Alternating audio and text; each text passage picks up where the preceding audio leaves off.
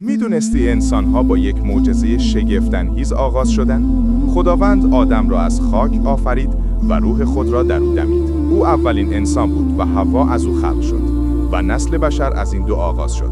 انسان‌ها با عقل، اختیار و وجدان مسیر زندگی و تاریخ خود را رقم زدند و تمدن‌های باستانی مثل ایلام و جیرفت شکل گرفتند. اما چارلز داروین، دانشمند انگلیسی، نظریه‌ای ارائه داد به نام تکامل که میگوید انسان‌ها حاصل تکامل تدریجی گونه‌های پیشین هستند. اما این نظریه با شواهد علمی قابل قبول نیست. شواهد فسیلی ناقص و پراکنده‌اند و نقاط خالی و ناپیوستگی زیادی دارند، به طوری که نمی‌توانند روند تدریجی و کامل تغییر انسان را نشان دهند. از طرف دیگر ژنتیک انسان‌ها بسیار پیچیده و منحصر به فرد است. دی انسان بیش از 3 میلیارد جفت باز دارد و رشد، مغز، هوش و توانایی‌های شناختی را به صورت هماهنگ کنترل می‌کند.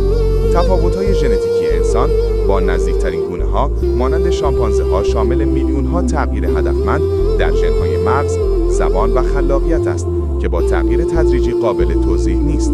انسان‌ها همچنین دارای عقل، اختیار، وجدان، زبان، تفکر انتزاعی به هنر هستند، ویژگی‌هایی که تکامل تدریجی نمی‌تواند به تنهایی ایجاد کند. پس داستان انسان هم با خلق معجزه آسا آغاز شد و هم با ویژگی‌های ژنتیکی و توانایی‌های ویژه بشر ادامه پیدا کرد و نظریه تکامل داروین نمی‌تواند جایگزین حقیقت آفرینش آدم شود.